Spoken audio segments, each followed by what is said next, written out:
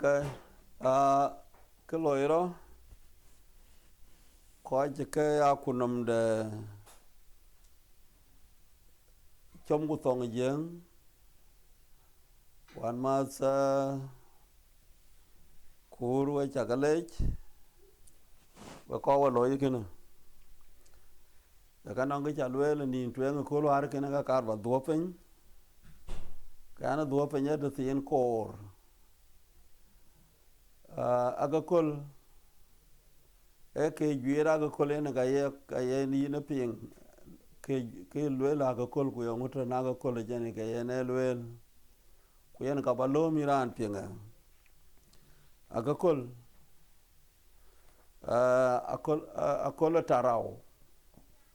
aya kol mech atona kam ne yi 1870 kene 1880 nga towentin nango nyanga luonge pir agutenche 1925 en ge pira nyanga luong e kala balom akolo Tarau mech eche akol war thioga en kaya kala baloy Iran korba yeping loy rasaj en ke loy rasaj baloy nagan kero panomato kam de ye gangoy de juet kam de ye juet gangoy kane chir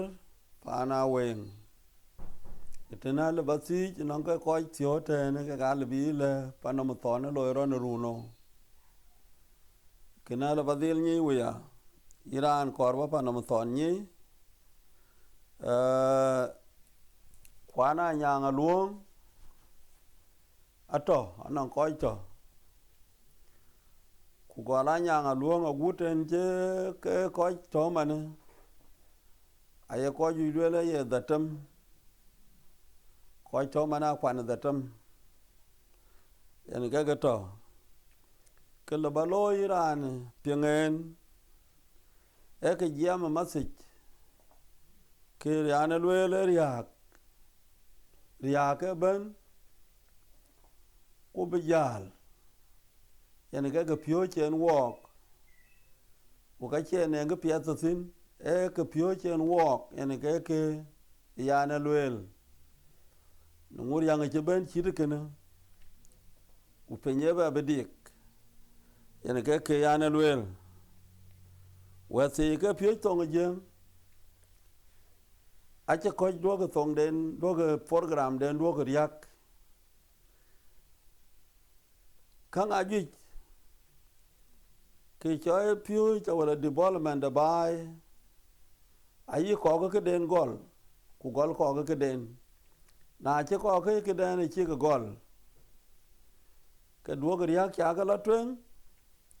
na le yang mi ga bya khang nan ke ga yin ade ku ngade ya ga che ga den lo no ke bri yak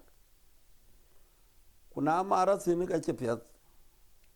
cho ga lo ga den lo ga a che ko che so ga jeng chobi cái chop nya be ri era bna ga ju bi ga gu chirman na lelen ka yelwele yo kor na le ben song de ka lele yo gwik na ye song de ka lele yo wich na ye song de ka lele yo gor ka bi ri er non ke ye ko ye na bi ta pe ye na be ya song jeng ne ka yi nungu tong jeng ana ga ju anang yang kor yang wich yang gwik yang gor abaga noan to bi ke chop ni tong bi wari ni bi ta pe ni be ya jam en ke ta de na si wek ke si ni na ba yen wek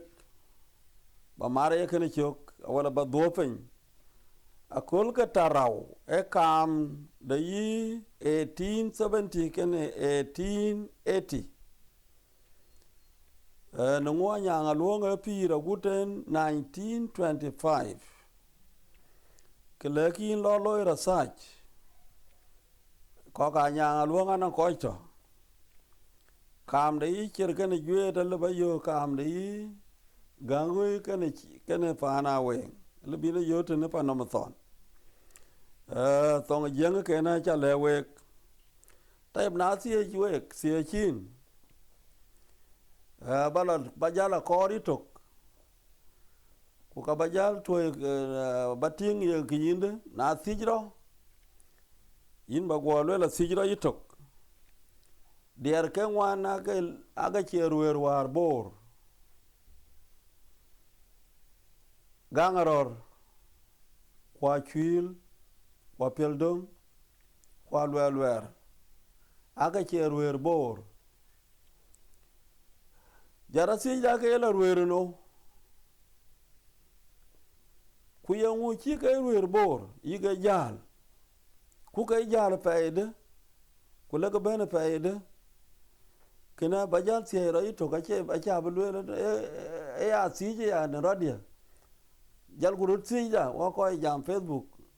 yangu ye diar ki jal bor chi ke ruer bor ku ke la ruer no ke ngwani ya kuna chi bene an ka la de ngete man chi di ni tol man chi gangaror ben